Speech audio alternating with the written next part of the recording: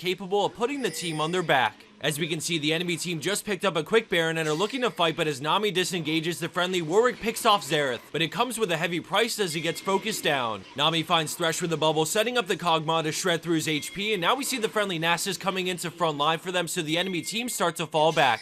She sees an opening and flashes into a Frost Queen slow, setting up the massive 3-man bubble, which allows her team to catch up and start dishing out damage. The enemy Ryze splits away, but Kog'Maw scoops up that kill with the living artillery as they continue chasing Lucian thanks to the slow from Nasus. He's forced to turn around and fight as the final bubble seals the deal. With only Evelynn alive on the enemy team and a massive creep wave in the bot lane, Nami and friends are able to push and bring this game to an end.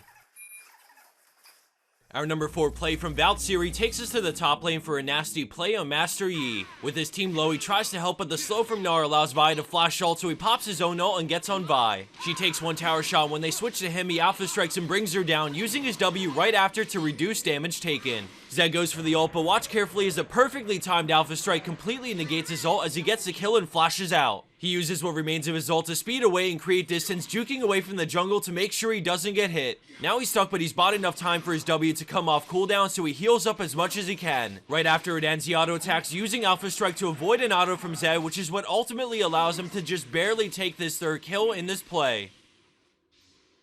Landing in at our number 3 spot, we have BMG Mort on Zed with an extremely intense play that has many close calls. He approaches the fight happening in the mid lane, but he's cut off by the enemy team rotating up. He ults Lucian, dodging the tidal wave as he bursts him down, which forces a kick from Lee Sin. He hides for a second before switching back to make sure Lucian dies, and then when Lee W's in, he swaps out into a dodge on the point blank Sonic Wave. A bunch of flashes are used, but in the end, the friendly Lee Sin ends up saving him with a safeguard, and then they take down the final enemy player for the ace. We're gonna go back one more time to check out many parts of that in slow motion. Everything adds up and the micro here is just insane.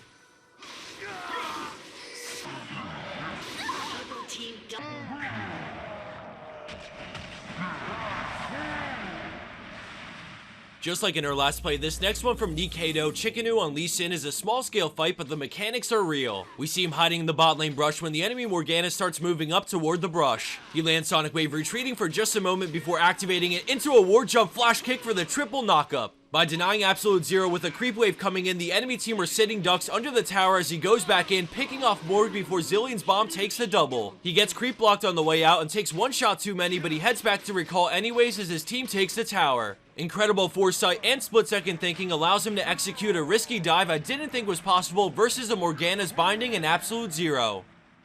And for our number 1 pro play for this week, we have Redeemer Hexapod on Rumble, but props to the Jarvan and Orianna on his team because without them, this wouldn't have happened. Right off the bat, we see the enemy team moving towards Dragon, and with blue team down a few kills, this Dragon could really increase the gold disparity. Jarvan is the only one nearby, and since this is a rank 5's game and he has Smite, they make the call to try and set up for a steal. Rumble is in the top lane, waiting for an opening to make a move, and when Jarvan goes in, we see him start to teleport. Despite the hook, Jarvan manages to outsmite, and then he ults all 4 in place as the friendly Orianna flashes to shield him into a shockwave before he dies, as Rumble burns him down with his Q. With the enemy Mundo teleporting in, Orianna works on getting Lucian as Rumble sticks to Jace, following him with Flame Spitter until he gets melted down. Although Lucian escaped with Summoner Heal, he's too low to return to the fight safely, so they're both able to focus down Mundo, resulting in a 4-for-1 plus Dragon thanks to the setup from Jarvan.